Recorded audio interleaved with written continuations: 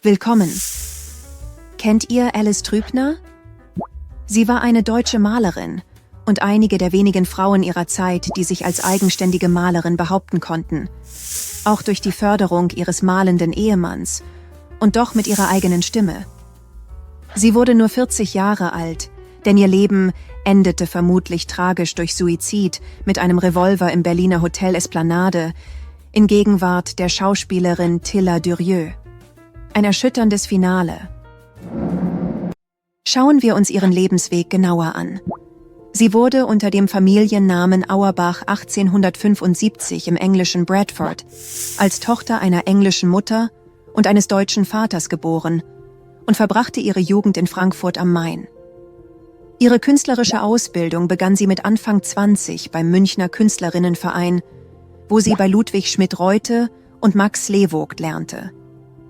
In Frankfurt am Städelschen Kunstinstitut bildete sie sich dann bei Wilhelm Trübner weiter und heiratete 1900 den 24 Jahre älteren Maler, mit dem sie einen Sohn und eine Tochter hatte, die früh verstarb.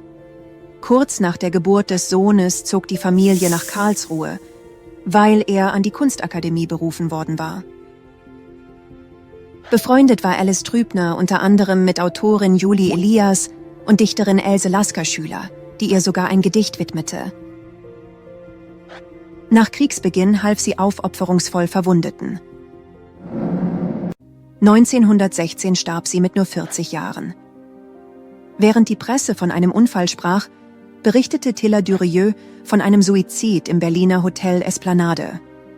Ein tragisches Ende, geprägt von persönlichen Konflikten und den Wirren des Ersten Weltkriegs. Knapp 2 Jahre später starb auch ihr Ehemann an einem Herzinfarkt. 1918 wurde sein Nachlass mitsamt 14 ihrer Werke versteigert. Der Großteil ihres Werkes ist heute jedoch verschollen. Schauen wir uns ihren Malstil und Motive genauer an. Ihr Malstil war kraftvoll und zugleich melancholisch, mit dunklen, gebrochenen Farben und einer fast männlich beschriebenen Pinselführung.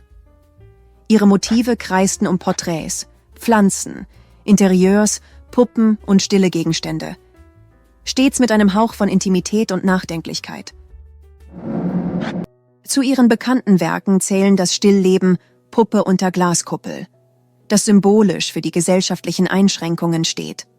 Und das Werk Japanische Puppe mit Leuchter zeigt in seiner klaren Komposition und symbolischen Tiefe das Spannungsfeld zwischen zarter Schönheit und beklemmender Eingeschlossenheit, erinnert aber auch an ihren eigenen Tod.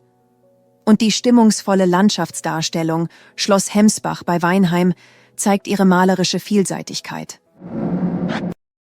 Ihr fast vergessenes Lebenswerk und ihr tragischer Tod werfen die Frage auf, ob ihr Schaffen mehr Anerkennung gefunden hätte, wäre sie ein Mann gewesen.